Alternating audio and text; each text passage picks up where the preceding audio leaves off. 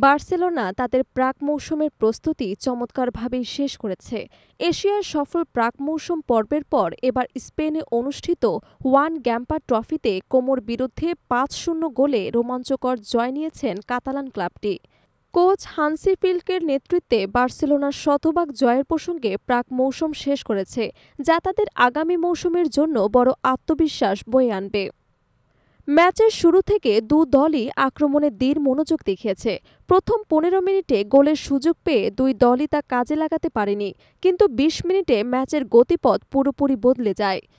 কোমোর ভুল পাস থেকে দ্রুত বল দখল করে ফেরমিন লোপেজ দূর থেকে দুর্দান্ত শটে বল জালে জড়ান, যা বার্সেলোনাকে এগিয়ে দেয় ১-০ গোলে।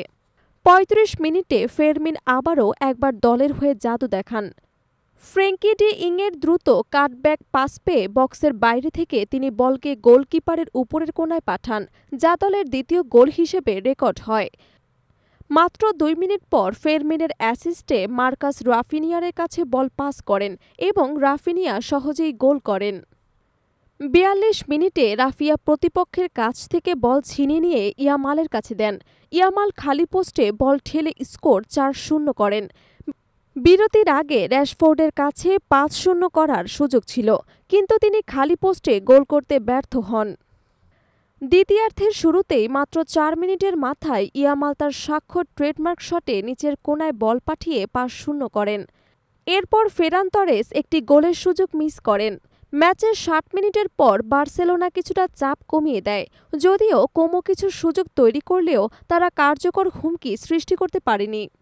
শেষ দিকে কোচ ফ্লিক তরুণ এবং রিজার্ভ খেলোয়াড়দের সুযোগ দেন, যারা তাদের দক্ষতা প্রদর্শনের সুযোগ পায়। ম্যাচ শেষে গ্যাম্পা ট্রফি জিতে নেয় বার্সেলোনা। ফেরমিন লোপেজ ছিলেন ম্যাচের সেরা খেলোয়াড়।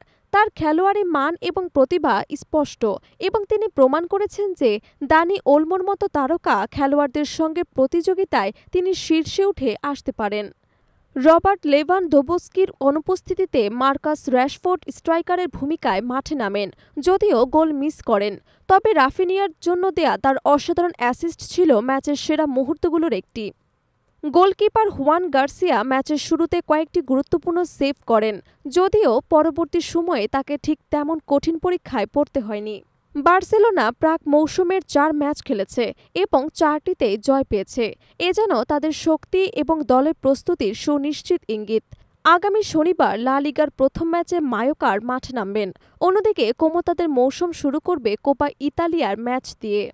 এই চমৎকার জয়ের মাধ্যমে বার্সেলোনা প্রমাণ করল যে তারা নতুন মৌসুমে প্রতিযোগিতার জন্য পুরোপুরি প্রস্তুত। কোচ ফ্লিকের পরিকল্পনা এবং খেলোয়াড়দের পারফরম্যান্স আশাব্যঞ্জক। দলটির চোখ এখন সামনে, লা লিগা শুরু এবং বড় ম্যাচে ভালো ফলাফল আনার দিকে।